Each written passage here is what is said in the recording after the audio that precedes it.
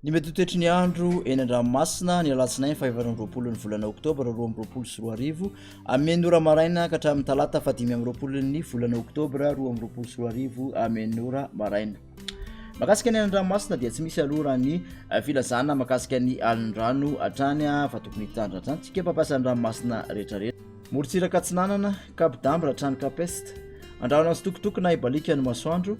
Hoavy atsy matsinana andrivotra ka ho 7 hatramin'ny 20 km isan'ora, hatratra 7 km isan'ora indraindray any amin'ny tendrony avaratra. Adiny mpanonjana anonjabe an-dranomasina avy ny onja 1.5 metatra. Capeste hatramin'ny manoro andrahona amin'ny sitokotokona ibalika ny masoandro. Hoavy avaratra na avaratra tsinanana andrivotra ka ho 7 hatramin'ny 20 km isan'ora, hatratra 7 km isan'ora indraindray manakaiky any manoro. Adiny mpanonja na anonjabe an-dranomasina avy ny onja 1.5 metatra. Manoro hatramin'ny taolany andro, anorana tandrifin-drahona any atsimo Manakara ho maina kosa any akafa. Hoavy avaratra na avaratra sinanana andrivotra ka ho 9 hatramin'ny 7 km isan'ora. Adiny mpanonja na anonjabe an-dranomasina avy ny onja 1.2 metatra, hatratra 2.5 metatra any atsimon'ny farafangana.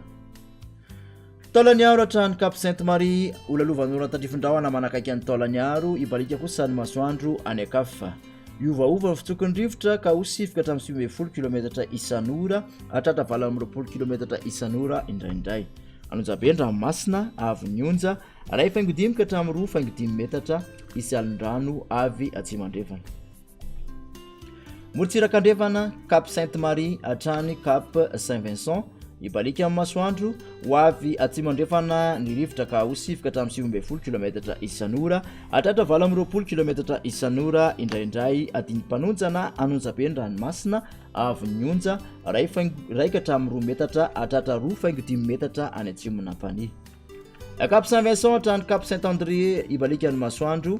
Hoavy atsimo na atsimo andrefana ny rivotra ka ho 7 hatramin'ny 9 km isan'ora, hatratra 20 km isan'ora indraindray ny tolakandro. Adiny mpanonja ny ranomasina avy ny onja 8.5 hatramin'ny 8.4 metatra. Cap Saint-André hatrany Analalava, isy tandrifin-drahona any avaratry ny Mahajanga. Hoavy andrefana amin'ny akapobe ny fitsokon'ny rivotra ka ho 7 hatramin'ny 9 km isan'ora, otony ny ranomasina avy ny onja ho latsaky ny 8.5 metatra. Analalava hatrany Cap d'Ambre, anorana tandrifin-drahona any atsimon'ny Nosy. Hoavy atsimo atsinanana andrivotra any amin'ny tendrony avaratra ka ho 7 hatramin'ny 7 km isan'ora. Iovaova kosa any akafa ka ho 7 hatramin'ny 7 km isan'ora, otony ny ranomasina avy ny onja latsaky ny 8.5 metatra.